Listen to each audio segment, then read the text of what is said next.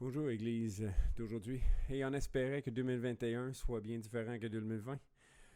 C'est pas parti pour ça. Donc, je vous salue de nouveau à travers ma caméra tard le vendredi soir. Pour vous, c'est le dimanche matin, le jour du Seigneur. Même si on n'est pas ensemble, le Seigneur va nous faire du bien à travers la prédication de sa parole, à travers les louanges qui lui est digne, même dans ces temps difficiles, à ce qu'on prend ce temps pour lui parler, pour lui louer. Donc, on va regarder ensemble. On va commencer par la lecture d'un psaume, le psaume 145, qui dit « Je t'exalterai, mon Dieu, mon roi, et je bénirai ton nom à toujours et à perpétuité. Chaque jour, je te bénirai, et je louerai ton nom à toujours et à perpétuité. L'Éternel est grand et très digne de louange. Sa grandeur est insondable. Que chaque génération glorifie tes œuvres, qu'elle raconte tes exploits, la magnificence éclatante de ta gloire. Je méditerai le récit de tes merveilles. On parlera de ta force redoutable et je redirai ta grandeur. On évoquera le souvenir de ton immense bonté et l'on acclamera ta justice. Toutes tes œuvres te célébreront, Éternel, et les fidèles te béniront. Ils diront la gloire de ton règne. Ils parleront de ta puissance pour faire connaître aux humains tes exploits et la gloire magnifique de ton règne. Ton règne est un règne de tous les siècles et ta domination subsiste de toutes les générations. L'Éternel soutient tous ceux qui tombent et redresse tous ceux qui sont courbés. Tous, avec espoir, tournent les yeux vers toi. C'est toi qui leur donnes leur nourriture en son temps. Tu ouvres ta main et tu rassasies à souhait tout ce qui a vie. L'Éternel est juste dans toutes ses voies et bienveillant dans toutes ses œuvres. L'Éternel est près de tous ceux qui l'invoquent, de tous ceux qui l'invoquent avec vérité. Que ma bouche dise la louange de l'Éternel, et que toute chair bénisse son saint nom, à toujours et à perpétuité. Prions ensemble. Chaque semaine, Seigneur, tu nous donnes la joie de faire mémoire de la glorieuse résurrection de ton Fils. Bénis-nous en ce jour où nous venons t'adorer, pour que toute notre semaine se passe sous ton regard bienveillant. Par Jésus, le Christ, notre Seigneur. Amen. Amen. Dieu Tout-Puissant, quand mon cœur considère tout l'univers créé par ton pouvoir, le ciel d'azur, les éclairs, le tonnerre, l'éclair matin et les ombres du soir. De tout mon être alors s'élève un chant. Dieu Tout-Puissant, que tu es grand. De tout mon être alors s'élève un chant. Dieu Tout-Puissant, que tu es grand. Mais quand je songe au sublime mystère qu'un Dieu si grand a pu penser à moi, que son cher Fils est devenu mon frère, et que je suis l'héritier du grand roi. Alors mon cœur le dit la nuit, le jour, que tu es bon, ô Dieu d'amour. Alors mon cœur dit la nuit, le jour, que tu es bon, ô Dieu d'amour.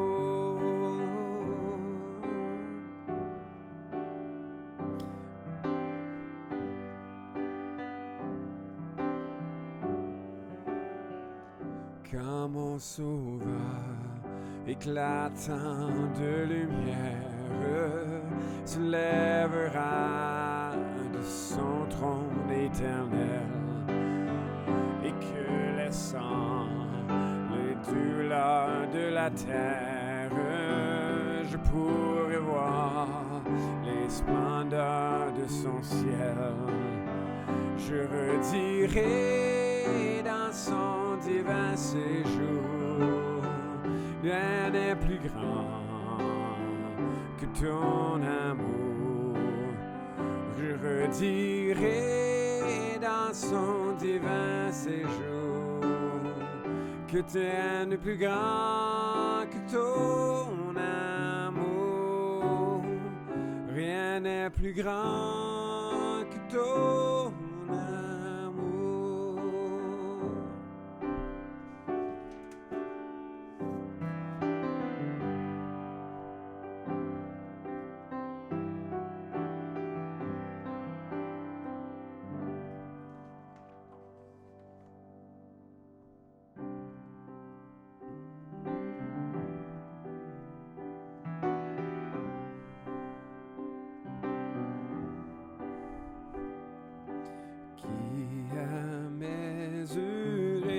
Océans, qui a compté les jours de demain. Roi et nation tremblent à sa voix, la création l'exalte avec joie.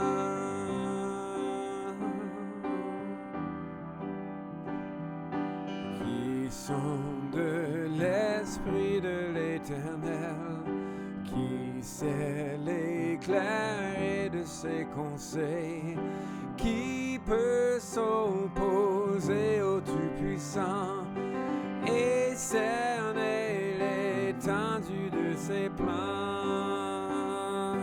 Notre Dieu règne dans les cieux, prosterné adore notre son égal, prosterné adore-le.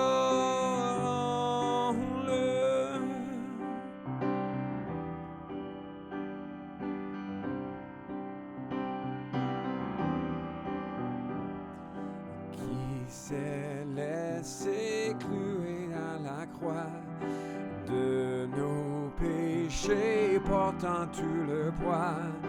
Dieu éternel se donne humblement. Jésus élevé pour tous les temps. Notre Dieu règne dans les cieux, prosterné adore. Notre roi, nul n'est son égal, prosterné adore.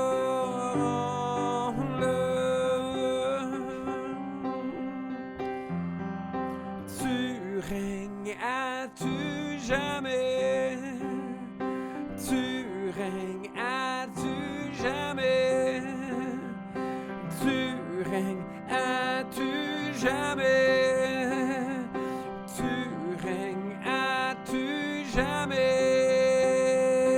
Notre Dieu règne dans les cieux, prosterné adorant. Notre roi, nul n'est son égal, prosterné adorons-le.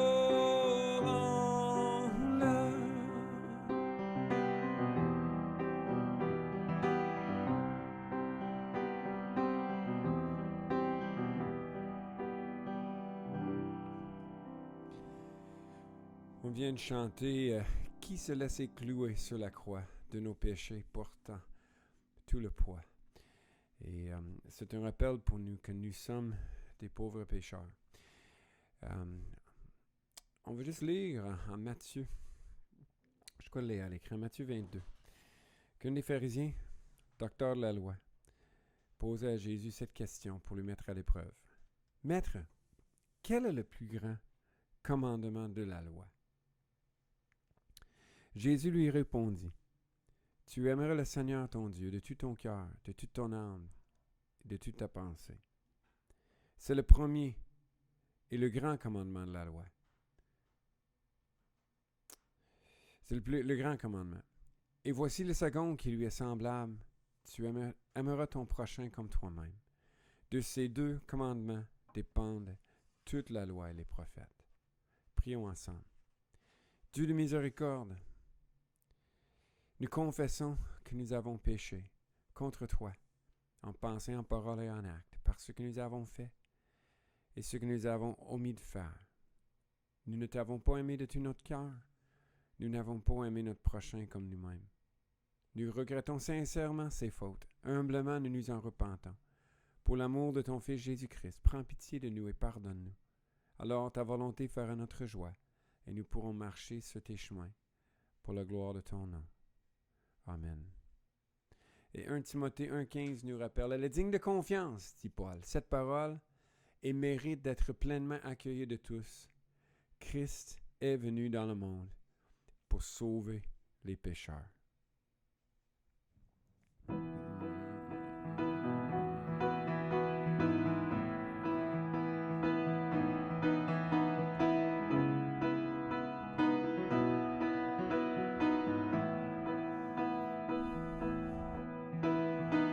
Qui brise le pouvoir du mal de la mort, qui aime d'un amour si puissant, si fort, c'est le roi de gloire, il est le roi des rois.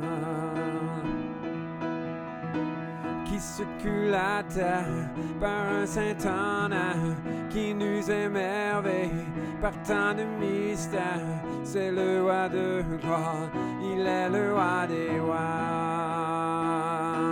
Quelle grâce incomparable, quel amour infini, que tu aies pris ma croix, que tu sois mort pour moi. Tu as payé le prix pour qu'enfin je sois libre. Jésus, je te chante pour ce que tu as fait.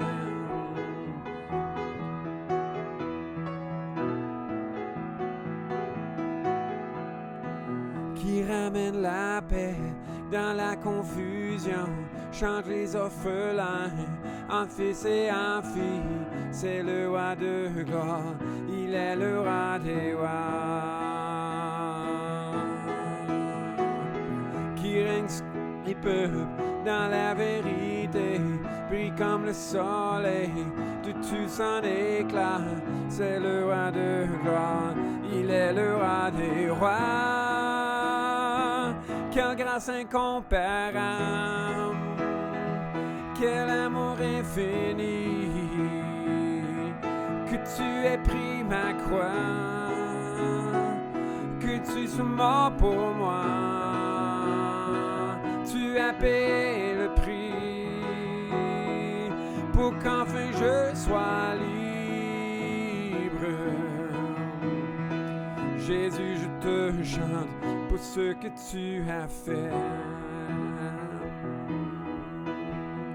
Digne est l'agneau immolé, digne est le roi vainqueur sur la mort.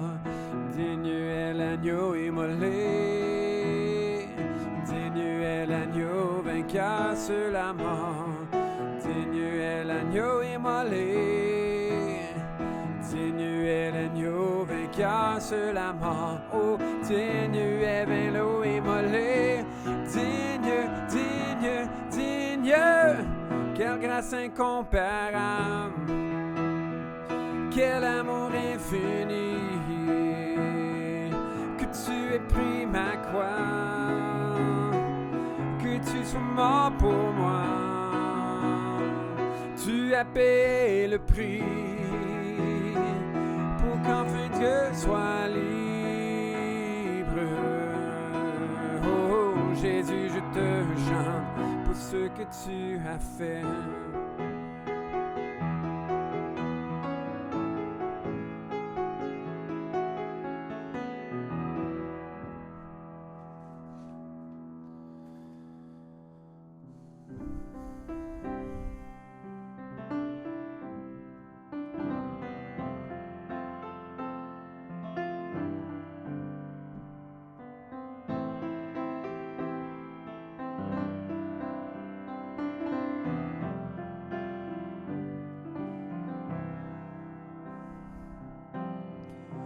Christ est mon espérance, sa justice est mon assurance.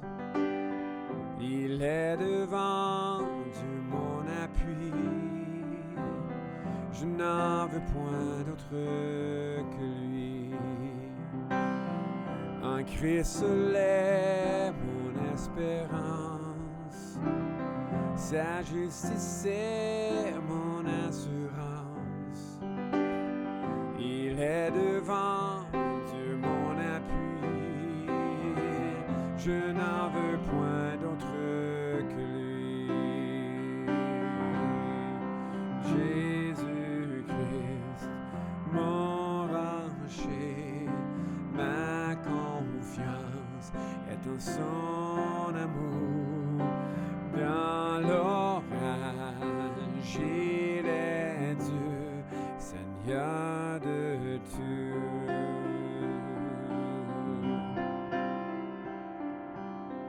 Lorsque sur moi s'abat l'orage, sa croix ranime mon courage. Quand tu faiblis autour de moi, sa présence soutient ma foi. Jésus-Christ, mon rocher, ma confiance est en son amour. Dans l'orage, il est Dieu, Seigneur de tout.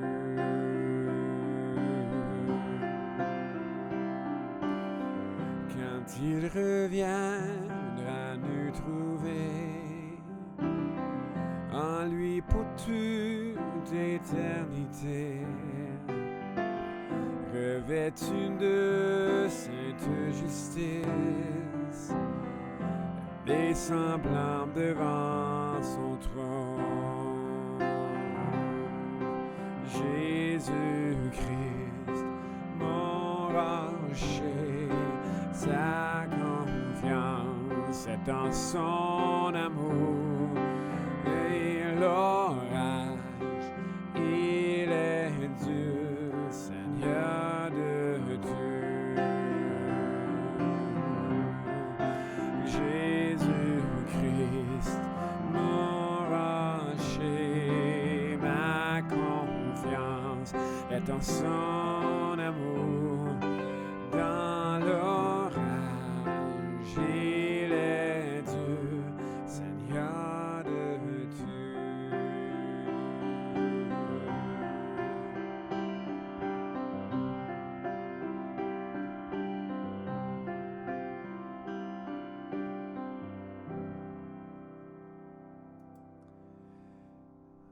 Et sur ce, je vous laisse avec Yvon pour les nouvelles familiales et un temps de prière, et Mathieu avec le message. Donc, bon dimanche à vous. Bonjour à tous. Ici Yvon Douville, pasteur à l'Église évangélique d'aujourd'hui. Bienvenue aux adhérents, aux membres, aux visiteurs sur le site web. Nous sommes dans un culte en ligne et en raison des directives du gouvernement du Québec en fonction de la pandémie actuelle. Alors, bienvenue et 2 messages pour vous. Premièrement, la présentation des résultats du sondage Vitalité, prévu le 23 janvier, aura bel et bien lieu, mais de façon virtuelle sur Zoom, le 23 janvier. Les données vont être, les moyens de se connecter vont vous être envoyés bientôt et ça se passe à 9h30 en direct. Samedi 23 janvier. Une deuxième annonce, vous avez su sans aucun doute le décès de notre sœur bien-aimée Yolène Monger. Les funérailles ont eu lieu vendredi soir et c'est une occasion de réfléchir pour vous à savoir si vous êtes intéressé à l'avance d'avoir des dispositions funéraires avec l'Église, c'est-à-dire comment se passe votre le décès, l'exposition. Il y a un paquet de questions à se poser. On vous encourage à prendre de l'avance par rapport à ça, et ne pas laisser votre descendance au dépourvu. C'est certain qu'un message comme ça, le dimanche matin, c'est plus ou moins encourageant. Ben, pensez à notre mort, mais c'est une fonction d'aimer, c'est une façon d'aimer vos proches. Et on a présentement notre pasteur bien-aimé, Mathieu Gauthier, qui peut vous accueillir, vous guider par rapport à ça, les questionnaires concernant ça. C'est un cadeau à donner. Alors, on va poursuivre dans une autre vidéo sur la prière pastorale. Que Dieu vous bénisse tous. Bonjour, chers frères et sœurs de l'Église évangélique d'aujourd'hui. Nous sommes encore de retour sur vidéo. Vous avez appris en même temps que moi les nouvelles cette semaine. J'espère malgré tout que vous allez bien. J'aurais beaucoup aimé ça vous dire que ça me fait plaisir de vous accueillir pour une autre prédication en ligne, mais ça ne me fait pas vraiment plaisir. J'aurais tellement aimé mieux pouvoir vous voir en personne le dimanche matin. Mais bon, ça sera partie remise. Il faut croire qu'on en a encore pour quelques semaines ou quelques mois comme ça. Par contre, je peux vous dire que ça me fait très plaisir d'être là pour ouvrir les Écritures avec vous. Ça, c'est une joie. Le faire par caméra, c'est moins drôle, mais de pouvoir être là pour ouvrir la parole et de vous partager ce que Dieu a mis sur mon cœur, ça, c'est une joie, par exemple. Et pour commencer, je voulais juste vous dire que cette prédication-là d'aujourd'hui mijote dans ma tête depuis les derniers mois. Et je ne sais pas trop comment ça va sortir aujourd'hui. J'espère que ça va être bien compris, clair, bien reçu. Mais même si c'est un peu comme brouillon, je vous encourage à saisir le sens de ce que je veux vous transmettre plutôt que de la forme. Ça se peut que ça soit un peu décousu. Aujourd'hui, comme je disais, c'est une exhortation que j'ai pour chacun d'entre nous. Vous savez, il y a des prédications des fois qui peuvent avoir une saveur d'encouragement, une saveur d'instruction, une saveur de réflexion. Il y a différentes formes de prédication pour différents textes, pour différents besoins dans l'Église. Mais aujourd'hui, je crois vraiment que c'est une exhortation à considérer un angle bien précis de chacun de nos vies. Un angle précis qui touche la façon qu'on vit la foi chrétienne ensemble. Et malheureusement, c'est un angle de nos vies qu'on peut facilement, je pense, négliger et qu'on aurait, je pense, tous avantage à croître ensemble dans cet élément-là bien précis. Vous savez, habituellement, on n'aime pas trop ça, se faire exhorter. Se faire exhorter, ça sous-entend que quelque chose, soit qu'on ne fait pas bien, qu'on a intérêt à développer, ou souvent on n'aime pas. On aime être encouragé, mais exhorter, souvent, ça nous chatouille un peu plus. Hein. On peut souvent se sentir attaqué, se sentir jugé. Et déjà en commençant, je vais vous dire le plus clairement possible, c'est pas du tout mon but ce matin, c'est pas quelque chose de méchant, je ne veux pas vous taper dessus, je ne veux pas que vous vous sentiez là, condamné, c'est vraiment pas le but de mon cœur. Mais des fois, il y a des choses dures ou difficiles qui doivent être dites. Et je considère ce matin que c'est quelque chose de difficile, un constat difficile que je vais vous dire. Et ça serait large de ma part de ne pas le dire. Mais je ne veux pas le dire en haine ou en quoi que ce soit. Je ne suis pas en colère, je ne suis pas fâché, je ne suis pas déçu. J'aimerais juste qu'on puisse saisir une opportunité, une occasion d'aller plus loin ensemble. Et parce que j'ai tellement été moi-même exhorté dans ma propre vie, je sais que ça peut produire des fois de la honte, ça peut produire de la culpabilité, ça peut produire toutes sortes d'autres réactions qui sont négatives. Et comme j'ai dit, c'est pas ça que je veux que ça puisse produire dans nos vies. Comme j'ai souvent dit dans le passé, la culpabilité est un moteur bien insuffisant dans les vies chrétiennes. Ça peut nous faire avancer pendant un petit bout de temps, mais ça s'essouffle rapidement. La culpabilité, c'est pas pour ça qu'on a été créé, c'est pas ça que le Seigneur veut produire dans nos vies pour nous faire cheminer avec lui. C'est pas le moteur, c'est pas le carburant qu'il veut, qui nous anime. Il veut que ce soit l'Évangile, il veut que ce soit cette puissance de nos vies qui nous amène à changer. Alors, au mieux, la culpabilité réforme notre conduite, notre comportement extérieur pendant un certain temps, mais la culpabilité ne réussit jamais à nous transformer réellement de l'intérieur. Fait que ça va nous faire des choses ou dire des choses pendant un temps, mais ça va s'essouffler et ça ne restera pas.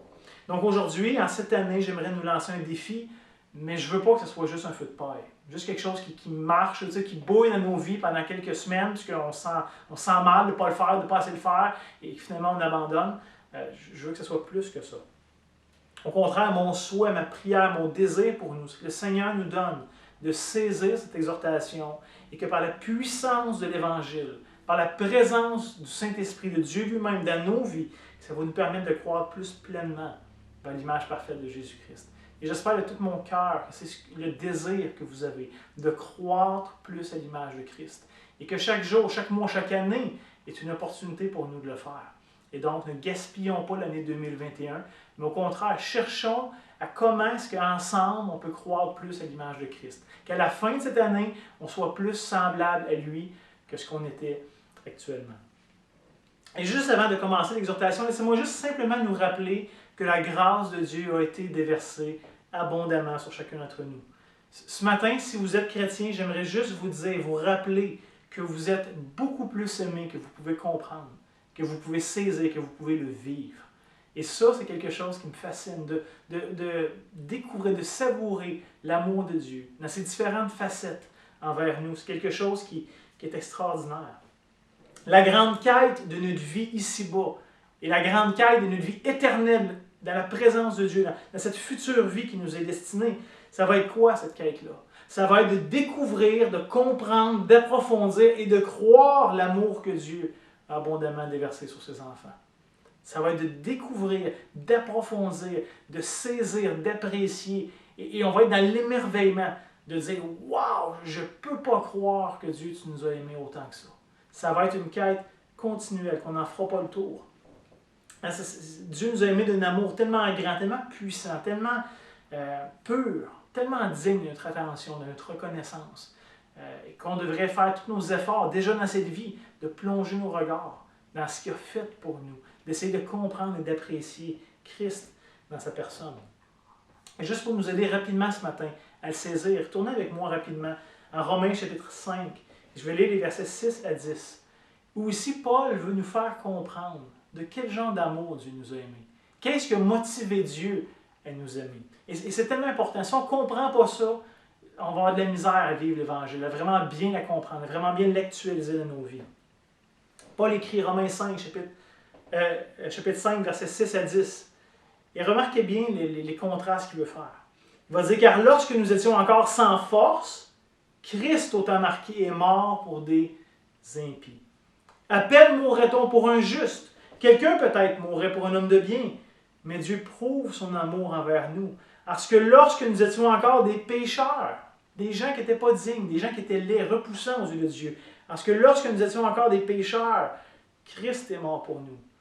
À plus forte raison donc, maintenant que nous sommes justifiés par son sang, serons-nous sauvés de lui, par lui, de la colère. Car si, lorsque nous étions encore ennemis, loin, opposés à Dieu, méritant son jugement, si lorsque nous étions encore ennemis, nous avons été réconciliés avec Dieu par la mort de son Fils, à plus forte raison, étant réconciliés, serons-nous sauvés par sa vie. Voyez-vous les contrastes que Paul veut qu'on saisisse. Hein? Lorsqu'on était sans force, lorsqu'on était des pécheurs, lorsqu'on était ennemis de Dieu, Christ, au temps marqué, est venu. Christ est mort. Christ nous a réconciliés avec Dieu. C'est quelque chose. Impie, pécheur, ennemi. Et Dieu a agi pour qu'on devienne fils et filles. Il nous a adoptés. Ça, c'est le genre d'amour que Dieu a eu pour nous. Donc, voyez-vous, il n'y a littéralement rien qu'on a pu faire pour attirer l'amour, la grâce et la compassion de Dieu. Ça ne vient pas de nous. C'est pas qu'on était aimables. C'est pas qu'on l'a demandé même. Rien à voir avec nous. C'est lui qui l'a initié selon le bon plaisir de sa volonté, qui a déversé son amour, qui nous a manifesté un amour qui est surabondant, qui est incompréhensible pour nous. Donc, lorsqu'on était encore haïssable, Dieu nous a aimés d'un amour extravagant, en s'incarnant comme l'un d'entre nous, pour prendre sur lui la colère de Dieu, qui était pourtant infinie contre le péché du monde. C'est pas que Dieu disait, finalement, vos péchés, c'est pas si grave, je suis capable de m'occuper de ça. C'était ce que Dieu haïssait le plus. C'était ce qui était le plus contre sa personne, contre qui il était, contre ce qu'il aimait. C'était la source de son déplaisir ultime. Et il a décidé de venir le prendre sur lui-même pour nous sauver. C'est à ce point-là que Dieu nous aime. Hein, comme j'ai dit, pourtant, on méritait juste son mépris, sa haine. Mais ce n'est pas ça que Dieu nous a donné. Donc, osons pas penser que, alors qu'on aurait dû avoir le mépris et la haine, et qu'on a reçu l'amour de Dieu, osons pas penser que maintenant que nous sommes chrétiens, que nous sommes ses fils et ses filles, on doit oser mériter son amour. Si on ne le méritait pas à ce moment-là, et qui a tout fait ça pour nous, qui nous a rachetés, qui nous a justifiés en Christ, pensons pas que maintenant on doit mériter son amour d'aucune façon. Il nous l'a donné. Il nous en a donné la preuve d'une manière évidente. Donc ce matin, si vous êtes en Jésus, laissez-moi simplement vous rappeler que vous ne pouvez absolument rien faire pour chercher à augmenter l'amour, la joie ou l'affection de Dieu envers vous. Dieu vous aime d'un amour complet, parfait, infini. Il n'y a rien de plus à ajouter à son amour, à sa joie ou à l'affection qu'il vous porte. Dieu vous aime du même amour qu'il a éternellement eu envers son Fils. Et ça, c'est quelque chose de réaliser ça. N'oubliez pas, c'est des mérites de Christ que vous êtes couverts. C'est de sa justice qui a été mise à votre compte. Donc, tout l'amour, tout le plaisir que Dieu le Père a toujours eu envers Jésus-Christ, son Fils unique, de toute éternité, c'est le même amour qui est porté à vous et moi. Pas tant parce qu'on en est digne, pas tant parce qu'on l'a mérité, mais parce que Christ a partagé, a étendu sur nous sa justice et ses mérites. Et donc Dieu nous traite comme il traite son Fils. Nous sommes co-héritiers avec lui de toutes ses grâces, de tout son amour, de toute son affection, de toute son approbation. De la même manière, si vous êtes en Jésus aujourd'hui, il n'y a littéralement rien que vous pouvez faire pour déchoir de cet amour-là. Il n'y a rien que vous pouvez faire, penser, dire pour que Dieu vous aime moins. Hein, je vous rappelle, Christ a pris votre place. La colère de Dieu a été satisfaite sur chacune de vos vies. Ça, c'est la grâce. Ça, c'est l'Évangile. C'est l'œuvre de Dieu en Jésus pour nous réconcilier avec lui.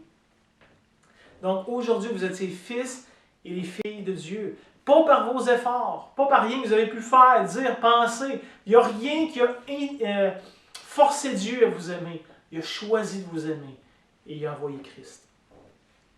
Donc, c'est uniquement parce que Jésus a accompli en notre faveur qu'on peut être aimé comme ça. Et Jésus a fait une œuvre parfaite. Ça ne dépend pas de nous. Il nous invite dans une œuvre accomplie, qui n'a jamais dépendu de nous, de nos actions, de nos performances, de quoi que ce soit, qui ne dépend pas de nous, de nos actions et de nos performances, et qui ne dépendra jamais de nous et de nos actions et de nos performances. Jésus a fait une œuvre accomplie. À la croix, Père, tout est accompli. Et il a remis son esprit entre ses mains. Et Dieu l'a ressuscité des morts pour nous donner cette conviction qu'il avait approuvée. Cette œuvre extraordinaire. Donc, ce matin, toutes les fois que je vais, à travers cette exhortation-là, dire des choses qui sont des fois dures, qui vont peut-être vous graffiner, qui vont faire sentir en vous toutes sortes de culpabilité, puis vous allez vous sentir peut-être exposé, puis tout ça. Rappelez-vous ce qu'on vient de dire. Rappelez-vous de ça. À toutes les fois où vous allez vous sentir coupable de ne pas être un assez bon chrétien, de ne pas faire assez, de ne pas être assez reconnaissant, de toujours lutter avec ce même péché-là, de manquer de foi, de toutes les autres choses que vous pourriez avoir honte. Et la liste pourrait être longue. Il y a beaucoup de choses dans nos vies qui nous amènent de la honte, de la culpabilité, qui nous écrasent. Mais à toutes les fois que vous allez vous sentir comme ça ce matin, rappelez-vous de l'Évangile, rappelez-vous de la bonne nouvelle, de la grâce de Dieu en Jésus-Christ, qui nous a justifiés. Dieu nous a déclarés justes, pas parce qu'on l'est, parce que son Fils l'est, et qu'il a étendu ses bontés sur nous. Donc rappelez-vous de ça. Et je vous dis, ça va être le plus grand combat de nos vies, de se rappeler constamment de l'Évangile, de ne pas le perdre de vue, que ce soit constamment devant nos yeux, constamment ça qui alimente notre cœur, et qu'on puisse y croire. Qu'on puisse croire ce que Dieu dit à son Évangile, même si ça semble trop beau, même si ça semble trop grand, qu'on puisse simplement croire. Parce qu'évidemment, si on regarde nos mérites, si on regarde même aux meilleures choses qu'on peut faire, même aux meilleures choses qu'on peut produire dans nos vies, on va rapidement désespérer. Ça ne sera pas suffisant. Il n'y a rien en nous qui est digne de quoi que ce soit de Dieu autre que son jugement, que son mépris. On est digne d'être trahi. Mais Christ est venu et a fait. Donc gardons ça en tête, gardons ça dans nos cœurs. Ce matin, durant cette prédication, mais tout au long de notre vie chrétienne, rappelons-nous l'Évangile. Ne perdons pas de ça de vue, parce qu'on vit une vie misérable lorsqu'on tourne à autre chose. Donc une fois que cette fondation-là est établie, une fois que la base de la vie chrétienne vient d'être mise ici, là, comment est-ce qu'on construit dessus? Qu'est-ce qui a besoin d'être fait? Laissez-moi simplement maintenant vous donner l'exhortation que j'ai pour vous aujourd'hui. Et ça concerne notre vie de prière. Et particulièrement notre vie de prière collective, notre vie de prière communautaire, en communauté, notre vie de prière publique, en Église. Parce que je vous propose, et ça je l'ai déjà dit aussi dans le passé, mais les Écritures nous disent que la prière est premièrement quelque chose de collectif, et pas quelque chose d'individuel. Nous, on vit dans un monde très individualiste où tout est en rapport à moi. Je fais les choses pour moi. Tandis que dans la compréhension biblique, c'était complètement, je dirais pas complètement absent, mais c'était vraiment pas ça le centre. C'était pas ça le focus de la prière. C'était quelque chose de collectif.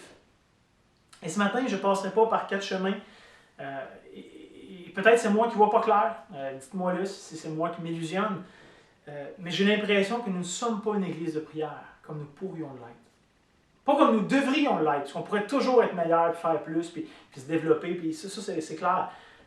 Mais nous ne sommes pas l'église de prière que nous pourrions être. Dans la mesure du possible, dans ce qui est faisable, dans ce qui nous est accessible, je pense qu'on a beaucoup à croître et à se développer encore. Et j'ose croire que nous prions tous personnellement, qu'on a tous une vie de communion avec Dieu sur une base régulière. J'ose croire ça. Mais la prière en Église ne semble pas être une priorité pour nous comme Église. Et je vise personne en particulier. C'est juste un constat que je fais général. Et comprenez-moi bien, ce n'est pas une action méprisante que je fais ce matin.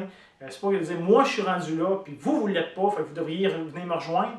Si je suis honnête avec moi-même, et je vais être honnête avec vous, la prière reste un bon défi pour ma propre vie, à moi aussi. Donc, je ne suis pas en train de pointer le doigt, je suis juste en train de faire le constat que dans nos vies, dans notre Église, dans l'Église en Occident, la prière est malheureusement pas quelque chose qui est souvent mis de l'avant, qui nous caractérise beaucoup. Et je pense que c'est un constat qu'on doit commencer par faire ensemble, qu'on doit premièrement réaliser ces choses-là. Et comprenez-le, comme j'ai dit, je ne le dis pas méchamment, mais si on est réaliste, là, depuis les dernières années, et disons particulièrement peut-être depuis la dernière année, on a eu pas mal de temps, pas mal d'occasions pour s'arrêter pour prier. Il y a eu des moments de confinement où plusieurs d'entre nous, on a perdu notre emploi ou temporairement, il y a des gens retraités, il y a eu plein de gens dans l'Église qui ont eu du temps dans la dernière année. Et ce n'est pas nécessairement sur la prière que ce temps-là a été investi. On a fait autre chose de ce temps-là. On a pu faire plein d'autres bonnes choses. Mais de dire qu'on a cherché à croître ou à utiliser le temps peut-être supplémentaire qu'on avait pour prier ensemble, je ne suis pas sûr que ce serait vrai de dire ça. Et je dirais même d'une façon particulière, avec la technologie qu'on a aujourd'hui, c'est tellement facile. C'est plus facile que jamais de prier. On n'a même plus besoin de se déplacer. Même en confinement le plus complet, on peut tous être chez nous, on a tous un téléphone intelligent, une tablette, un ordinateur. On a de la technologie pour pouvoir le faire quand même. Et on ne le fait pas. Comment ça? Au début de la pandémie, on a commencé à mettre en place une réunion de prière toutes les semaines pour que l'Église puisse se rassembler pour prier. Et dans les premières semaines, il faut dire, il y a quand même un certain nombre de gens qui se sont connectés ensemble régulièrement pour prier, pour intercéder, pour se donner des nouvelles. Mais la réalité, c'est que rapidement, au fur et à mesure qu'on était habitué un peu plus avec la pandémie, que c'était moins nouveau, moins inquiétant, eh bien, on est retourné à nos pantoufles habituelles. Et là, finalement, ça dégringolait de plus en plus. Et finalement, on a encore une fois délaissé la prière en Église. Souvent, quand il y a des moments de crise, des moments qui nous percutent dans nos vies, là, on va chercher la face de Dieu. Là, on va essayer de se rapprocher de son peuple. Mais du moment qu'on est bien, on retourne dans nos habitudes habituelles. Et je dirais ce qui m'a le plus frappé de ça, ce qui a animé ma réflexion par rapport à ce que je vous partage aujourd'hui, c'est lorsqu'on a voulu changer la date des réunions de prière qu'on avait durant le début de la pandémie, en mars passé, jusqu'au travers de l'été, et qu'on a essayé de trouver une nouvelle date, parce que les groupes de vie recommençaient l'automne. Et là, donc, on voulait donner la priorité des soirs de semaine pour les groupes de vie et pas à la réunion de prière. Et là, on a essayé de trouver un autre moment. Et c'était intéressant, parce que j'ai parlé avec plusieurs frères, plusieurs sœurs, et je leur disais, quand est-ce que ce sera un bon moment de changer la rencontre de prière? Là, mardi, mercredi, jeudi, on les garde pour les groupes de vie. Fait qu'est-ce qui reste? Et là, je disais, est-ce que vendredi soir, ce sera un bon moment? Et la réponse que j'avais, c'est, ouais, ben là, c'est la fin de la semaine, je suis fatigué, non, c'est pas un bon moment, j'aimerais ça décompresser vendredi soir. OK, pas de problème. Samedi matin, ça serait-tu un bon moment samedi matin?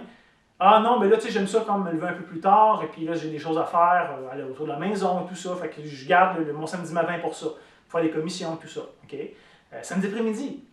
Non, mais samedi après-midi, souvent, c'est ça que je fais aussi, je travaille autour de la maison, des commissions et tout ça. OK, samedi soir. Non, mais là, samedi soir, je pense à relax, c'est un temps de famille, c'est un temps de ci, c'est un temps de ça. Puis j'essaie de me préparer pour l'église le lendemain, de me coucher tôt et tout ça. OK, pas de problème. Est-ce qu'on fait la réunion de prière avant l'église, le dimanche matin? Et là, c'était, ouais, mais non, mais avant l'église, tu sais, c'est déjà difficile de tout organiser la famille, puis tout, pour être là à l'église à l'heure. Fait que d'arriver plus tôt, c'est trop compliqué, ça ne marchera pas. Bon, OK, pas de problème. Est-ce qu'on fait ça le dimanche après le culte? Non, mais le dimanche après le culte, je vais avoir un temps de communion avec les frères et les sœurs. J'aime ça comme parler un peu, jaser, puis aller dîner, puis faire mes affaires. OK, dimanche après-midi.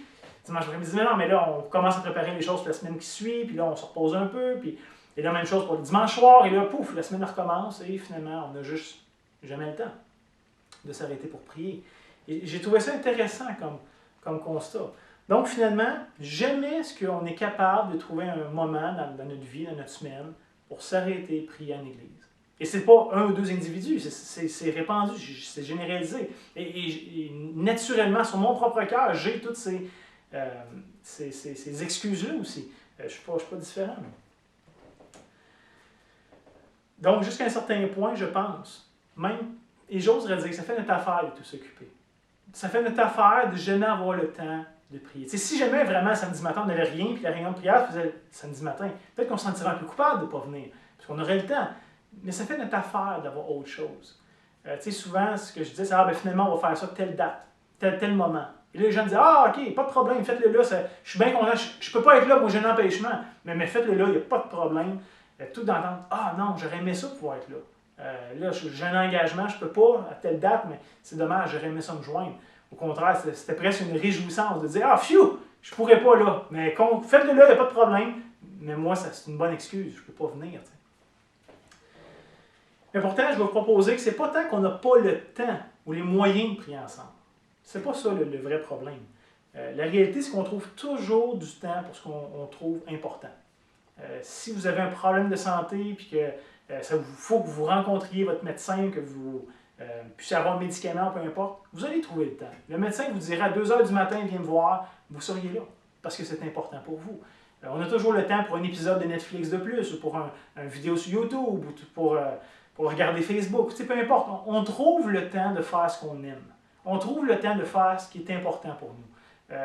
C'est très, très rare qu'on manque de temps pour faire ce qu'on aime ou ce qu'on trouve important. Ça, on s'arrange, en général, pour en trouver. Fait que vous savez comme moi, finalement, ce n'est pas un manque de temps, mais c'est une question de priorité. C'est une question de qu'est-ce qui est précieux pour moi? Qu'est-ce qui excite mon cœur? Qu'est-ce qui enflamme mon cœur? Ça, c'est toujours la vraie question. Donc, on peut se trouver toutes les excuses du monde de pourquoi on n'a pas le temps, de pourquoi est-ce qu'on ne prie pas plus. Mais le vrai problème, c'est notre cœur pécheur qui désire qu'on vive pour nous-mêmes. Et que ce soit conscient ou non, c'est ça la réalité. On a un cœur pécheur qui ne tend pas vers Dieu, vers les choses de Dieu, mais on a un cœur pécheur qui aime encore les choses de ce monde. Pourtant, notre cœur a été transformé. On aime Dieu. Il nous appelle maintenant pour le connaître, être en communion avec lui. Le Saint-Esprit est en nous. Mais il y a une bataille entre l'affection qu'on a pour Dieu, pour les choses de Dieu, pour son peuple, pour sa parole, et il y a une guerre qui fait rage dans notre âme envers les choses de ce monde, qu'on aime encore, que ce soit secrètement ou pas, mais qui ont un pouvoir, qui ont une emprise sur nos vies. Si on est honnête avec nous-mêmes, voici la liste de choses qui nous éloignent d'avoir une vie de prière plus riche et plus profonde, d'une manière personnelle, mais aussi de manière collective, comme on parle ce matin. On l'a dit, il y a premièrement la mauvaise gestion de temps, mauvaise gestion de priorité. On va mettre de l'avant dans nos vies des choses qui sont peut-être pas aussi importantes que de ce qu'on leur donne réellement comme emprise dans nos vies. Ça peut être l'incrédulité. Il y en a de dire, mais ça ne sert à rien de prier. De toute façon, Dieu fait ce qu'il veut. Puis, s'il veut me guérir, il va me guérir. S'il veut faire ça, il va faire ça. Il n'y a pas besoin que je demande. Fait qu'une forme d'incrédulité par rapport à Dieu, par rapport aux Écritures, par rapport à ce que Dieu nous demande. Ça peut être une question de gêne, de timidité. Il y en a qui n'aiment pas parler en public, qui se sentent gênés. Et je peux comprendre que c'est un poids qui peut être assez écrasant. Il y en a d'autres, ça va être le manque de foi. Dieu ne répondra pas à ce que je vais lui demander de toute façon. Fait que pourquoi lui demander des choses qu'il ne me répondra pas? Ou Dieu n'est peut-être pas vraiment intéressé finalement à m'entendre, à m'écouter. Ou fait qu'il peut avoir toute une idée de manque de foi. Un manque de souci des autres. Une forme d'égoïsme. Je vais prier pour mes affaires, les autres prieront pour leurs affaires. Pas besoin de prendre du temps pour prier pour les autres. Je n'ai assez de prier pour moi-même. Ou je suis assez occupé comme ça. Fait que les autres qui s'arrangent, je vais prier juste pour moi. C'est peut-être une forme d'égoïsme, de manque de compassion, d'amour envers nos frères et nos sœurs. D'autres vont dire, mais moi je ne prie pas parce que je ne sais pas quoi dire. Je ne sais pas comment le demander. Fait que tant qu'à être là puis rester en silence en ne sachant pas trop quoi dire ou le demander tout croche, ben, j'aime mieux juste pas le faire. Il y en a d'autres de dire, mais ils ont une forme d'autosuffisance. Vous ne réalisez pas que vous avez besoin de Dieu, que vous dépendez de Dieu. Et l'illusion est facile à avoir dans un monde nord-américain comme le nôtre, où on a de l'argent, où on a tout ce qu'on a besoin pour vivre, et finalement on peut s'illusionner qu'on est autosuffisant. Et donc on ne dépend pas de Dieu, autant qu'on devrait dépendre de lui, dans la réalité. Et d'autres, finalement, ça peut être de dire, mais je suis peut-être indépendant, je fais mes choses tout seul, je n'ai pas besoin de l'Église. Je suis capable de prier tout seul, j'ai un accès direct à Dieu. Fait que pourquoi prendre le temps d'aller avec d'autres frères et sœurs, puis de gaspiller du temps quand je peux prendre ce temps-là, juste moi directement avec Dieu. Oh, excusez-moi. Donc, pourquoi est-ce que je prendrais du temps avec les autres si je peux juste être tout seul avec Dieu? Et je pourrais continuer la liste, ça pourrait être extrêmement longue. Je vous demande ce matin, c'est quoi vous, votre raison? C'est quoi vous, votre excuse de ne pas prier, que ce soit seul ou en groupe? Est-ce que c'est une de ceux que j'ai mentionnés? Est-ce que c'est d'autres que j'aurais pu mentionner, que je n'ai peut-être pas pensé ce matin? Mais il y a des choses comme ça qui sont dans nos vies. Et comme je disais, que ce soit conscient ou non, mais qui nous empêchent, qui nous freinent, qui nous éloignent de prendre du temps pour prier. Avant d'aller plus loin, j'aimerais vous lire une citation du théologien Don Carson, qui est bien connu, et qui, je pense, résume parfaitement ce dont on parle ici. Et je vous invite vraiment à écouter bien cette citation. M. Carson va dire « Personne ne dérive naturellement vers la sainteté. » Donc ça, on se laisse aller dans notre vie de tous les jours. Jamais est-ce qu'on va juste tendre naturellement vers les choses de Dieu, vers la sainteté. Ça n'arrive pas. Il dit « À moins d'un effort conscient, intentionnel et motivé par la grâce de Dieu, nous ne graviterons pas vers la ressemblance à Christ, vers la prière de foi et vers l'obéissance aux Écritures, en trouvant toute notre satisfaction en Dieu seul. Nous dérivons naturellement vers le compromis et nous appelons cela la tolérance. Nous dérivons naturellement vers la superstition et appelons cela la foi. Nous dérivons naturellement vers la désobéissance et appelons cela la liberté. Nous chérissons l'indiscipline et le manque de contrôle et nous appelons cela la relaxation. Nous avançons naïvement dans une vie où la prière et la dépendance de Dieu est superficielle en s'illusionnant que nous avons enfin échappé au légalisme. Et je pense qu'à bien des égards, M. Carson a raison. C'est un triste constat qu'il fait. Mais à bien des égards, je pense qu'il ne se trompe pas dans son analyse de l'Église en Occident. On va justifier nos manquements, nos égarements sous le nom de la tolérance et puis de la foi. On va le christianiser, c'est sûr. On ne veut pas dire qu'on est des gens incrédules et tout ça. Fait qu'on va essayer de trouver une façon de vivre un peu comme on veut, mais d'une façon ou d'une autre, par un exercice, là, essayer de réconcilier ça avec les demandes de Dieu dans les Écritures. Mais je pense que d'en prendre conscience, juste de se l'avouer, que c'est présent dans nos vies. Si on ne s'illusionne pas, si on regarde nos propres cœurs, probablement qu'il y a des éléments comme ça qui sont bien présents dans notre vie. Mais la première étape, c'est de se l'avouer. C'est la première étape vers une solution. On va voir qu'est-ce qu'on fait avec ça. Comment est-ce qu'on fait pour se débarrasser de ces choses-là, finalement pour faire ce que Dieu nous appelle à faire. Et je pense qu'une des choses qui est primordiale pour nous, comme Église, c'est qu'on puisse venir ensemble devant Dieu pour confesser ces choses-là qui sont dans nos vies, qui sont sur nos cœurs. Qu'on puisse confesser qu'on aime beaucoup mieux encore les choses du monde que Dieu, ou que l'Église, que les frères et sœurs. Il y a des aspects de nos vies qui sont encore plus attachés aux choses du monde qu'à Dieu. Confessons-le. Confessons qu'on ne croit pas que Dieu nous écoute vraiment. Confessons notre incrédulité, qu'on n'a pas l'impression des fois qu'il s'intéresse vraiment à nous. Je sais qu'il y en a qui luttent avec ça dans leur vie. Confessez-le. C'est là, Dieu le sait de toute façon. Confessons qu'on se laisse souvent beaucoup plus diriger par nos feelings que par la parole de Dieu. Parce que nous, on pense des choses plutôt que ce que Dieu dit des choses. Ça arrive. Ça aussi, c'est présent dans nos vies. Qu'on fait beaucoup plus confiance à nous-mêmes qu'on fait confiance à Dieu. Confessons qu'on manque de foi dans la bonté de Dieu, dans sa puissance, dans son désir d'intervenir dans nos vies. Ça aussi, ça arrive. Et confessons-le. Confessons qu'on est large, qu'on est entêté et qu'on pense mieux savoir que Dieu. Qu'on est encore orgueilleux, un peu comme Adam et Ève. Hein, on pense être des dieux, on pense pouvoir vivre d'une manière autonome, indépendante, autosuffisante. C'est pas pour ça qu'on a été créé. On a été créé pour être en communion avec notre Créateur. Confessons qu'on pense ne pas avoir besoin de Dieu, alors qu'en réalité, chaque respiration est une grâce qui vient de lui. On n'a pas la vie à nous-mêmes. Si je suis capable d'être là devant vous aujourd'hui, c'est uniquement à cause de sa grâce. C'est sa vie, c'est sa puissance qui m'anime. Si ce n'était pas là, il n'y a rien que je pourrais faire par moi-même. Confessons qu'on préfère être autonome et qu'on aime mieux faire les choses à notre manière, plutôt que d'être soumis, dépendant de Dieu, et de faire les choses comme il nous le demande. Tout ça, c'est présent dans nos vies. Et la liste, encore une fois, aurait pu être longue. Donc, peu importe la raison, je pense qu'à bien des égards, on a besoin de venir comme Église devant Dieu pour confesser ces choses-là. Reconnaître que c'est là. Et que ce n'est pas ça que Dieu veut pour nous, mais que des fois, c'est ça qui sont présents dans nos cœurs. Hein? Et demandons à Dieu la grâce de lui être fidèle. Et de pouvoir apprendre à marcher avec lui de manière digne de la vocation à laquelle il nous a appelés. Il nous appelle à autre chose souvent que ce qu'on vit sur une base régulière. Donc recherchons ces choses-là, recherchons les choses d'en haut, hein, comme Paul exhortait l'Église de Colosse. Et à l'égard de la prière, je vais vous avouer que je suis toujours relativement surpris de lire les vies de Jésus dans les évangiles. Il y a de quoi de fascinant, je trouve, de voir les vies de prière de Jésus. Et le problème avec nous, c'est souvent on va idéaliser Jésus. Et on va le caricaturer, soit en diminuant sa divinité, ou soit en diminuant son humanité. On va mettre un des deux sur un piédestal, puis l'autre est comme moins présent souvent. Mais pourtant, comme vous savez déjà, Jésus était pleinement Dieu de toute éternité passée. Jésus n'est jamais devenu Dieu, il l'a toujours été. Et pourtant, il s'est pleinement incarné en prenant sur lui la nature humaine. C'est ce qu'on a fêté, l'incarnation. Dieu fait chair, Dieu parmi nous. Et littéralement, Dieu s'est fait homme et il est venu vivre la même vie que vous et moi, dans les mêmes paramètres. Pas différent, à part du fait que je n'ai péché, mais exactement une vraie vie humaine comme vous et moi, on vit à tous les jours.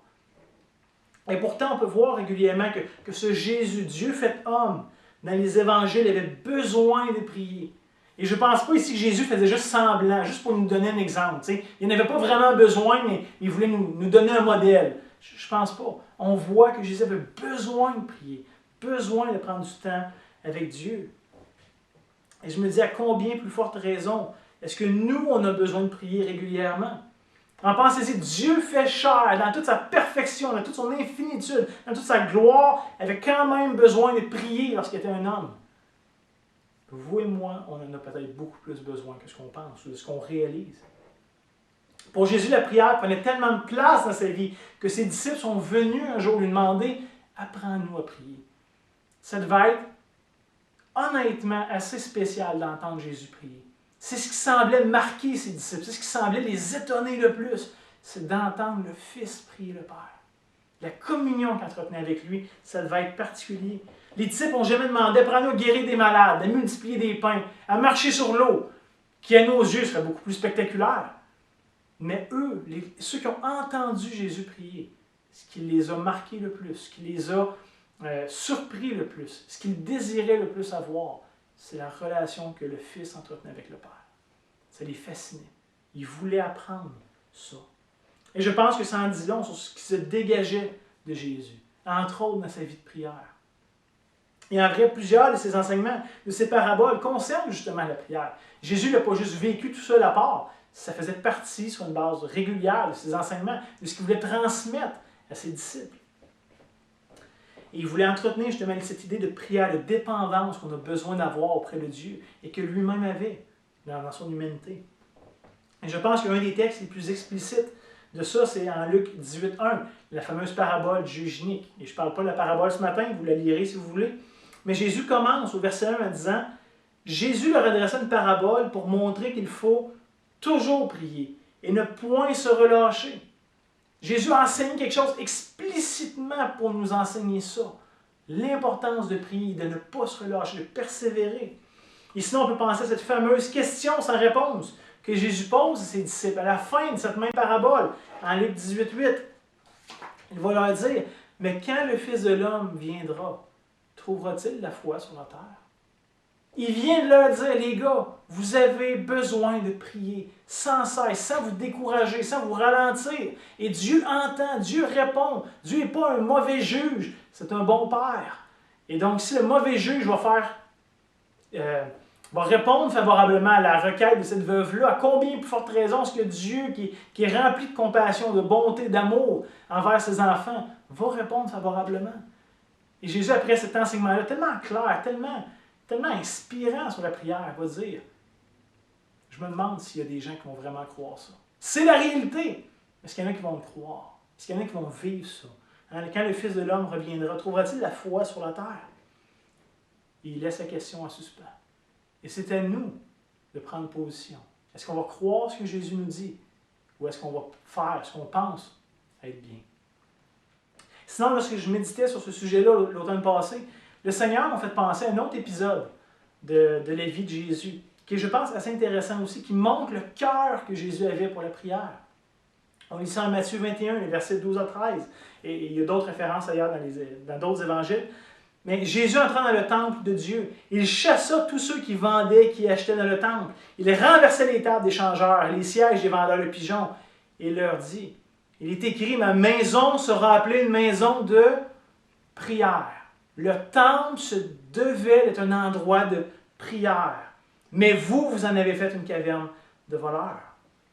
De mémoire, honnêtement, je pense que c'est le seul endroit des Écritures. On peut voir Jésus être extrêmement en colère, très fâché de ce qui se passe. Je pense que c'est l'évangile de Jean même qui nous dit que Jésus a pris une corde pour se faire un fouet, puis tasser tout le monde du temple. C'est à ce point, il était outré, il était scandalisé que le temple, qui était dédié à être un endroit de prière, soit utilisé finalement pour faire du commerce, puis toutes sortes de choses qui n'avaient rien à voir avec la louange de Dieu. Hein? Et je pense que ça, c'est très important qu'on comprenne. Et pensez-y, si c'était vrai pour le temple de l'Ancien Testament, le temple physique en briques, là, à combien plus forte raison est-ce que c'est vrai pour le temple de l'Ancien Testament? L'Église, le corps de Christ, vous et moi, l'édifice spirituel que Dieu fait. Ainsi, le temple de l'Ancien Testament n'était que l'ombre des choses à venir et que c'était dédié, qui avait pour but d'être une maison de prière pour toutes les nations. À combien plus forte raison est-ce que l'Église aujourd'hui, maintenant, se doit être une maison de prière de toutes les nations qui ont été réunies maintenant en Christ? Donc, voyez-vous, Dieu a toujours désiré que son peuple le recherche de tout son cœur. C'était vrai dans l'Ancienne Alliance, de manière bien imparfaite. Et c'est encore plus vrai dans la Nouvelle Alliance, où Dieu nous donne un cœur nouveau, une sensibilité nouvelle, un accès nouveau directement à lui. Frères et sœurs, comment est-ce qu'on est arrivé à croire qu'on pouvait négliger de tourner nos cœurs ensemble vers Dieu? Qu'on pouvait le faire juste personnellement quand ça nous tentait, plutôt que de chercher toutes les opportunités possibles de le faire ensemble? De rencontrer notre Dieu ensemble, de plaider ensemble les uns pour les autres, de louer Dieu ensemble par des actions de grâce, puis des expressions de joie, puis de reconnaissance, qu'on puisse plaider, qu'on puisse intercéder, qu'on puisse supplier Dieu pour des situations, des personnes. Comprenez-moi bien, c'est pas Dieu qui perd lorsqu'on ne prend pas le temps ensemble de le prier. C'est pas comme s'il était triste, puis d'un coup il était moins capable, moins glorieux, quoi que ce soit. Ça ne change rien en Dieu. C'est nous qui nous privons de la grâce que Dieu nous donne en Jésus-Christ. C'est nous qui perdons de se priver de ce privilège que Dieu nous donne. À cause de Christ, on peut maintenant s'approcher librement du trône de la grâce. L'auteur de l'Épître aux Hébreux nous dit, c'est pas rien. On a un privilège à Dieu lui-même, pas par des intermédiaires, pas par toutes sortes de choses, comme des fils et des filles qui rentrent dans la salle du trône sans demander la permission à personne et qui s'adressent directement au roi sur le trône. Ça, c'est l'image que la Bible nous donne pour nous faire comprendre le privilège qu'on a comme enfants de Dieu. Et particulièrement dans ces temps difficiles qu'on vit depuis les derniers mois, ces temps incertains, on ne sait plus trop là, où c'est que ça va évoluer tout ça. Ça a bouleversé notre vie, ça chamboule nos habitudes et tout ça. Donc particulièrement ces temps difficiles, où on est encore confiné, même là depuis, vous avez regardé ça dimanche, donc depuis hier, samedi, on a besoin plus que jamais de se tourner vers Dieu, d'intercéder les uns pour les autres, d'intercéder pour notre nation, pour notre Québec ici. Des millions se perdent. Et des fois, ça ne nous affecte même pas. Prions Dieu. Cherchons sa face. Je ne me rappelle plus qui a dit ça, mais Quelqu'un dit la prière est le service chrétien par excellence. Et c'est vrai. Plusieurs des commandements les uns les autres s'accomplissent d'une manière excellente lorsqu'on se réunit ensemble pour plaider devant Dieu d'un seul cœur, d'une seule voix. Oui, on peut accomplir ces commandements-là de d'autres façons. La prière n'est pas la seule façon, mais c'est probablement la meilleure des façons d'accomplir ces commandements-là. Et je vous donne quelques exemples. Soyez pleins d'affection les uns pour les autres. Aimez-vous les uns les autres. Portez les fardeaux les uns les autres. Dans la prière, c'est probablement la meilleure place pour le faire. Supportez-vous les uns les autres. Consolez-vous les uns les autres. Confessez vos péchés les uns aux autres. Édifiez-vous les uns les autres. Priez les uns pour les autres. Veillons les uns sur les autres. Et j'aurais pu continuer. Toutes ces choses-là se font de manière excellente dans la prière.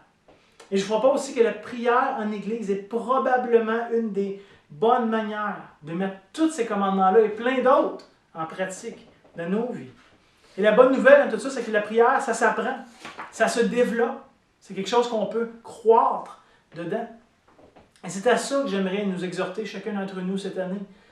Ma prière pour l'Église, c'est qu'on apprenne à être une Église qui se mette à genoux, une Église qui prie, qui cherche la face de son Dieu. Et je suis convaincu qu'on ne pourra jamais trop le faire. Tu sais, le jour qu'on va être trop en prière, je vais nous le dire, puis je vais nous dire de se calmer. Mais avant que ça arrive, j'ai l'impression qu'il y a pas mal d'eau qui va couler en dessous des ponts. Hein, j'ai jamais entendu personne dire qu'il prie trop, qu'il a pris trop au sérieux la prière. J'ai souvent entendu l'inverse, par exemple, des chrétiens me dire qu'ils regrettent de ne pas prier assez. Ou des gens en fin de vie qui disent avoir su, j'aurais mis beaucoup plus d'emphase sur la lecture des Écritures, la méditation des Écritures sur la prière. Ça, on ne le fait jamais assez. Donc, c'est pour ça ici que j'aimerais nous encourager à trouver une manière de bonifier la prière communautaire dans notre vie, que ça soit une réalité de plus en plus grande de notre Église. Et pour notre part, comme conseil pastoral, on a cherché cette année à être très intentionnel. On aimerait vous donner des opportunités de croître là-dedans. On veut mettre en place, on veut faciliter les choses pour qu'on puisse prendre le temps de prier ensemble, de développer ça, de trouver notre joie dans ça.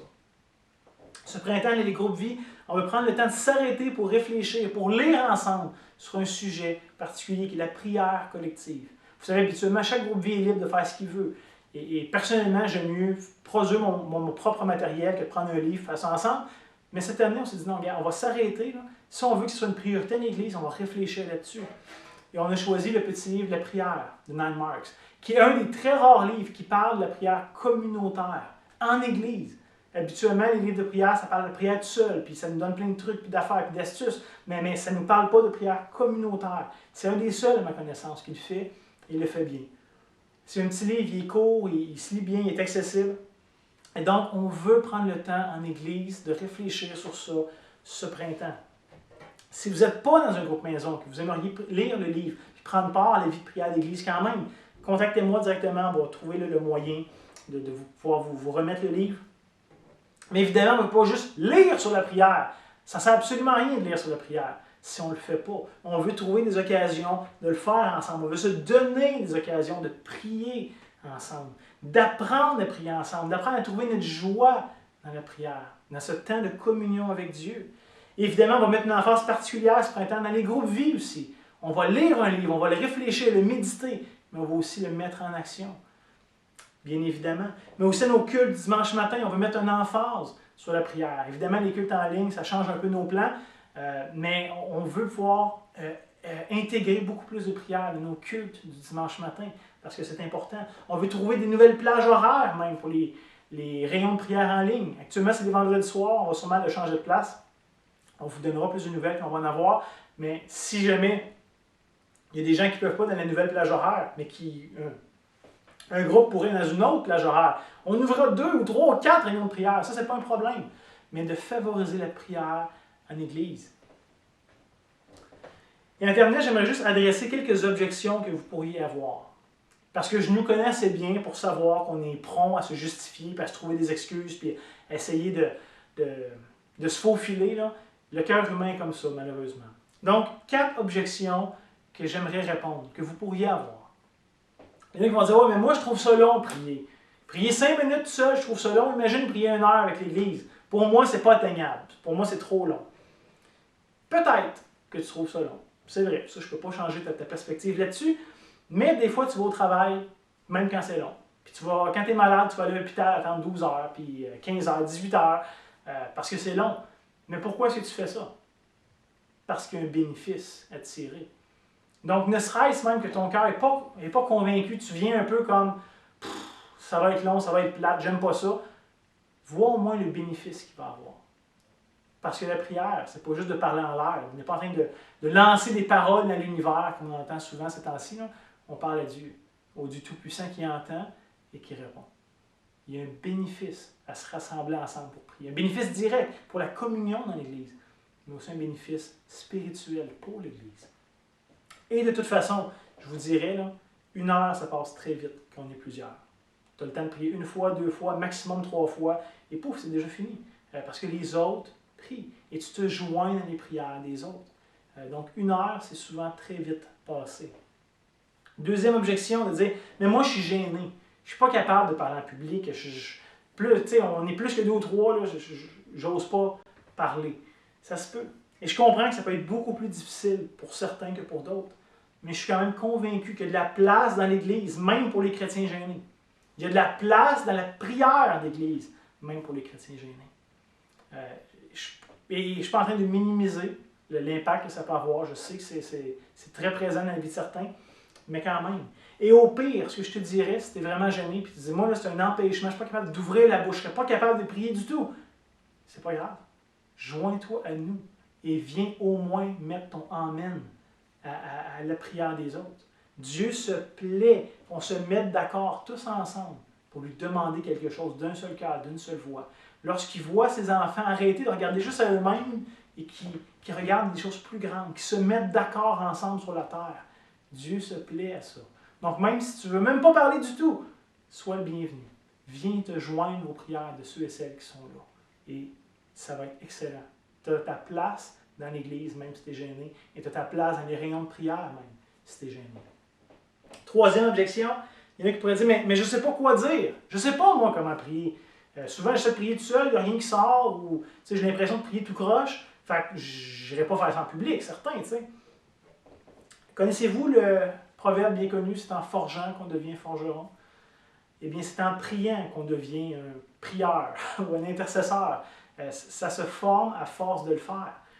C'est comme faire du vélo. Si tu dis, moi, je ne suis pas capable de faire du vélo, fait que j'en ferai pas, ben, tu n'en feras jamais, parce que tu n'as pas appris à le faire. Mais si tu en fais un peu, tu vas les genoux raflés, pendant une couple de jours, de semaines, à un moment donné, ça va bien aller. Tu vas faire du vélo. Et je dirais, les réunions de prière publique sont probablement la meilleure place pour apprendre à prier avec d'autres frères et sœurs qui viennent de d'autres backgrounds, qui ont appris différentes choses, qui ont une communion avec Dieu, qui nous transmettent leur manière de s'adresser à Dieu, leur sagesse, leur expérience. Donc, la réunion de prière publique est la meilleure place pour apprendre à prier. Et de toute façon, personne ne sait parfaitement comment prier. Il n'y a pas personne parmi nous qui a 100% sa manière de prier. C'est entre autres pourquoi le Saint-Esprit nous aide dans nos prières. Il vient à notre secours dans la prière. Donc, si tu n'as pas l'impression de savoir comment prier, bon, on ne le sait tout pas parfaitement, de toute façon. Il vient de joindre à nous, ce n'est pas un problème. Dans l'Église, ça, je l'ai souvent dit, on est tous en apprentissage dans tous les domaines et on se donne le droit d'apprendre tout le monde. Il n'y a pas personne qui est un expert ou un élite dans l'Église. On est tous des croyants qui marchent derrière Christ et qui apprennent à le suivre. Certains sont rendus plus loin, sont peut-être plus affermis dans la marche avec lui, mais on est quand même tous en train d'apprendre. Et je voudrais juste dire, il n'y a pas de place dans l'Église pour le jugement, pour le mépris, lorsque le peuple de Dieu se rassemble. Malheureusement, j'ai entendu des chrétiens qui m'ont dit qu'ils ne prient plus maintenant en public, parce qu'ils sont déjà fait reprendre dans d'autres églises, dans d'autres contextes. Et là, il y a des gens qui sont moqués d'eux ou de leur prière. Et je comprends que c'est blessant. Je comprends que c'est quelque chose qui peut vous ralentir. Et honnêtement, je trouve ça tellement triste, tellement désolant qu'il y ait des chrétiens qui aient été vécu ces choses-là. Mais il n'y a pas de place de Dieu pour le jugement. Il n'y a pas de place, c'est-à-dire, dans le peuple de Dieu pour le jugement ou le mépris. Surtout dans le contexte de prière, où on se présente devant Dieu comme on est, en toute simplicité, et on connecte ensemble avec notre Dieu. J'aimerais juste rapidement vous lire une citation de Dietrich Bonhoeffer qui, je pense, résume parfaitement ce point-là ici. M. Bonhoeffer nous dit « Quoi que l'on puisse dire, Il est simplement impossible que des chrétiens appelés à vivre ensemble sous l'autorité de la parole ne soient pas aussi amenés à adresser ensemble à Dieu leurs prières personnelles. Ils ont à présenter à Dieu les mêmes requêtes, les mêmes actions de grâce, les mêmes intercessions, et ils doivent le faire joyeusement et avec confiance.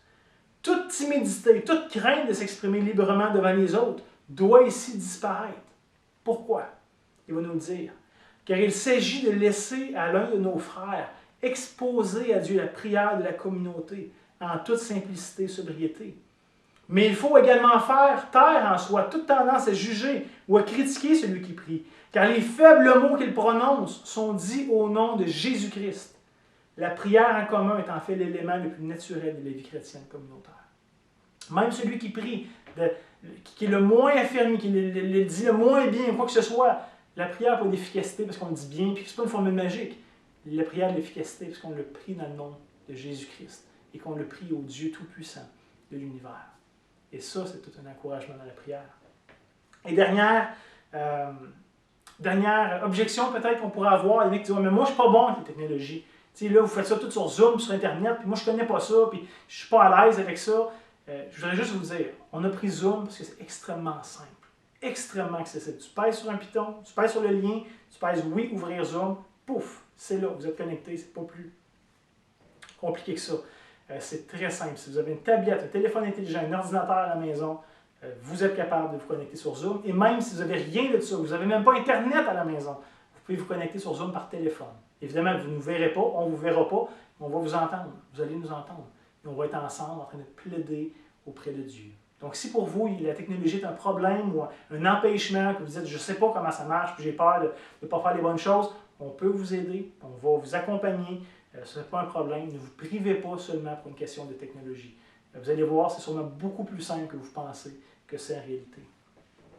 Donc, pour terminer, laissez-moi juste simplement vous encourager encore une fois à prendre cette opportunité en 2021 et de la prendre au sérieux, de croire, de chercher à croire dans votre vie de prière personnelle, mais surtout dans une vie de prière en Église. Qu'on puisse découvrir ensemble la grâce, la profondeur, la puissance, la joie de prier Dieu en Église. S'il y a une chose que j'aimerais qu'on puisse être reconnus ensemble, c'est d'être une Église qui prie, une Église qui croit dans les promesses de Dieu, une Église qui les recherche et qui voit la présence de Dieu au milieu de nous par son action, au travers des prières qu'on fait monter vers lui. Donc, de grâce, prenez ce défi-là au sérieux. Et je sais qu'il y en a qui disent, ben voyons, donc, pour qui tu te prends de me dire ça? Je fais ci, puis je fais ça. Il y a plein de raisons qu'on pourrait donner. Au-delà de tout ça, je vous invite simplement à considérer, croire dans votre vie de prière, et en particulier dans une vie de prière collective. Prenez ça au sérieux et regardons comment Dieu va bénir nos maigres désirs. Même des fois quand on vient avec un cœur qui n'a pas le goût d'être là, Dieu agit, Dieu entend, Dieu voit l'effort qu'on fait de le suivre et Dieu bénit.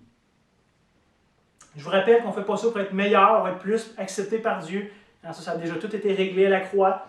Donc, venez pas par culpabilité, venez pas parce que vous auriez honte, peut-être, vous serez gêné, que toute l'Église participe aux réunions de prière, puis pas vous, puis qu'ils vont le remarquer. Puis c'est pas ça le but. Le but, c'est pas de jouer à la police ou de trouver quelqu'un qui est plus pieux qu'un autre dans l'Église. On s'en fout de ça. C'est pas ça qui est important. Le but, c'est qu'on apprenne ensemble à cheminer selon l'exemple que le Seigneur Jésus nous a laissé et qu'on puisse croître un peu plus à son image.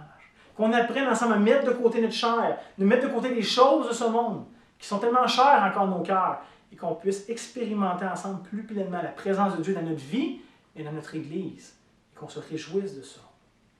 Je suis convaincu que ceux et celles qui vont oser se donner la peine de le faire vont en profiter, vont être bénis, que l'Église va être affermie, et que l'Église va être une place où Dieu va être présent et à l'œuvre. Pas tant parce qu'on est bon, mais parce que Christ habite au milieu de nous, parce qu'on va chercher sa face ensemble, on va s'encourager ensemble, on va prendre soin les uns des autres ensemble. Et tout ça, Dieu se glorifie de ces choses-là. Donc, laissez-moi terminer par un court mot de prière et on va terminer là-dessus. Donc, Seigneur Dieu, s'il te plaît, toi qui connais nos cœurs bien imparfaits, nos désirs qui sont bien chambranlants, toi qui dis que notre esprit peut être bien disposé, mais que notre chair est faible, terriblement faible, Seigneur, s'il te plaît, par ton Saint-Esprit, suscite en nous un vent de foi. Un désir de venir devant toi, s'unir d'un seul corps, d'une seule bouche, d'un seul cœur, pour plaider devant toi, pour cette Église, pour nos familles, pour cette région, pour ce Québec. Seigneur, qui a tellement besoin de toi. On a tellement besoin de toi, Seigneur. Donc, s'il te plaît, dans ta grâce, permets-nous de croître ensemble, comme Église, tous et chacun, à persévérer ensemble dans la prière. Apprends-nous à trouver notre joie dans ce contact avec toi, intime, que tu as permis à travers Christ. Seigneur, c'est ton désir qu'on soit proche de toi, qu'on te cherche, qu'on soit devant ton trône de grâce. C'est toi qui nous fais l'invitation, Seigneur. Ce n'est pas nous qui, par nos œuvres, nos piétés, défonçons la porte pour rentrer. C'est toi qui nous y invites gracieusement, Seigneur. Merci encore une fois pour ton œuvre, pour cette invitation que tu nous donnes. Et fais-nous réaliser le privilège auquel tu nous appelles. Et de nous de répondre favorablement à cette invitation extraordinaire que tu nous donnes. Seigneur Jésus, toi qui entends ces prières, toi qui les rends possibles, c'est en ton nom qu'on prie ces choses, toi qui nous donnes accès auprès du Père. Et on te demande, Seigneur, ces choses-là pour ta gloire, premièrement, parce que tu en es digne, mais aussi pour le bien de ton Église, pour notre bien personnel, qu'on puisse apprendre des disciples de plus en plus à ton image. Amen. Donc, passez un bon dimanche et au plaisir de pouvoir prier avec vous dans les prochaines semaines. Que le Seigneur vous bénisse.